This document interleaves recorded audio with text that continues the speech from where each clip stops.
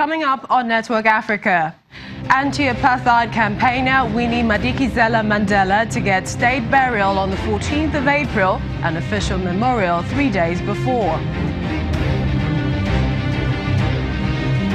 Miguna asked to make formal application to regain his Kenyan citizenship.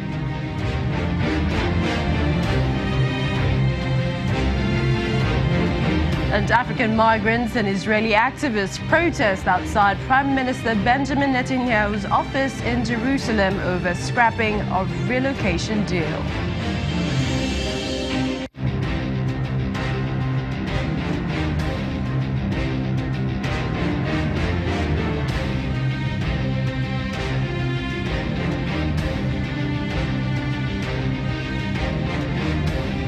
Hello and welcome to the program. I'm Millicent Nwaka.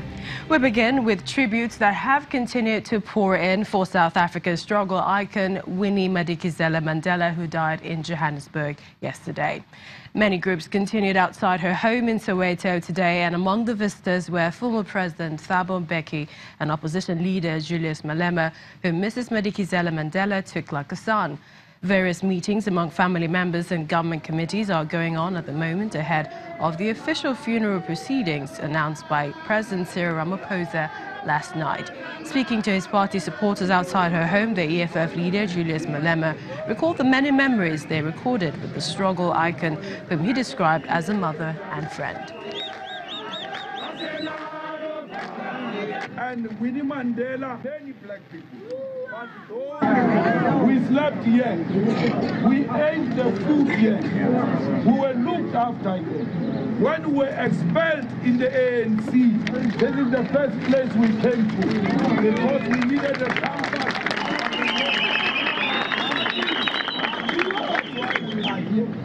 We will be frequenting this house until she gets buried because it's our home. And we say so proudly.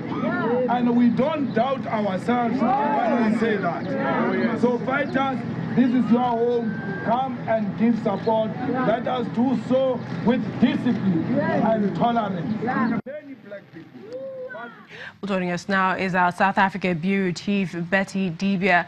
Hello, Betty. I'm sure mixed feelings, especially with the death of Miss Winnie. Give us a feel of what is going on outside Miss Winnie Mandela's house in Soweto. Well, a lot of people are heartbroken, from her neighbors to the political colleagues and those who adored her or who admired her from a distance. People are in mourning, but at the same time, they're celebrating her courage. Some have talked about some of her mistakes, but like everybody else, we have our mistakes as well. But they're saluting her courage in fighting apartheid, in keeping the fire of the struggle burning, while many of the men especially were in prison. She went to prison herself. She was detained, she was banished, she was harassed, and so many other things. So people are recalling all the places where their paths have crossed, all the things she said, all the efforts she made to unify the party, on which platform she pushed the course for the liberation of the people as well. Yeah, that tributes have been pouring in since her death. Former President Thabo Mbeki, and we just saw freedom fighter Julius Malema. Who else do we know of? Apart from the ones that were given, like the UN Secretary General, it was read on his behalf. You had even sitting presidents who have said something, who have sent messages. But to the House, we have a lot of ministers, a lot of ANC members, and Konto Wesizwe, the militant arm of the ANC at the time, and just regular people who just want to be sure of what they heard, who want to pay tribute some way or another.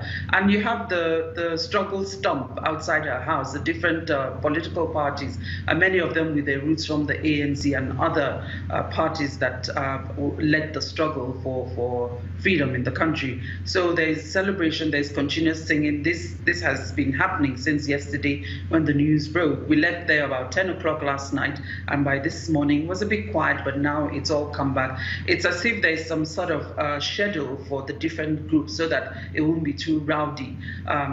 So the different groups come, they sing, some are able to go in to pay tribute in the house, condole with the family members, and then come out and address the people. We had the Minister for Cooperative Governance, that's Winnie, who was part of the top 6 in the last leadership of the ANC. And we have different ministers and political groupings. Finally, Betty, the president said she will be given a national funeral slated for the 14th of this month. What preparations are being put in place? Well, the preparations have not been made public, but as he described her, a gigantic tree has fallen. So all preparations that are going on now will be for a befitting funeral, a befitting honor for her.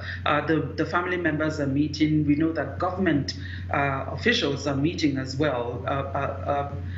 Committees are being set up, and whatever is going to happen will be made public. But a lot of running around is going on. Where is she going to be buried? That hasn't been made public.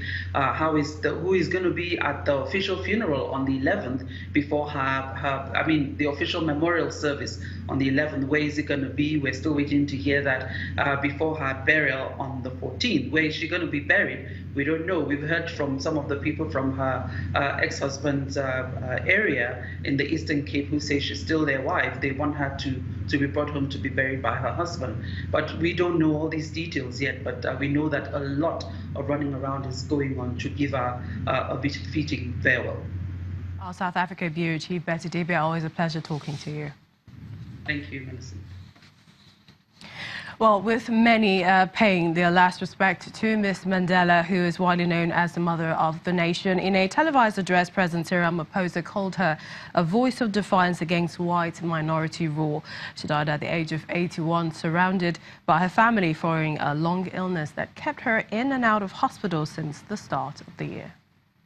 A gigantic tree has fallen were the words of President Cyril Ramaphosa in his heartfelt tribute to Winnie Madikizela Mandela on the evening of her death. Mr. Ramaphosa was speaking after visiting her family home in Soweto, which became a gathering point for people mourning the combative anti-apartheid campaigner during her husband Nelson Mandela's decades in jail. Winnie Mandela lastly leaves a huge legacy. And as we say in African culture, a gigantic tree has fallen. She has been one of the strongest women in our struggle, who suffered immensely under the apartheid regime, who was imprisoned, who was banished, who was treated very badly. She seemed to have gotten over the health challenges that she was going through.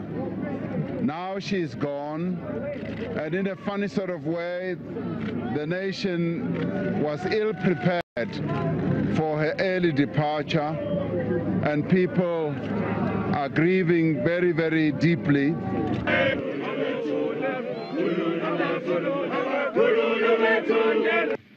As the country continues to mourn the passing of the African National Congress liberation fighter, residents expressed their grief, saying she will be greatly missed. A crowd of around 200 people gathered outside the Madikizela Mandela home, singing and dancing.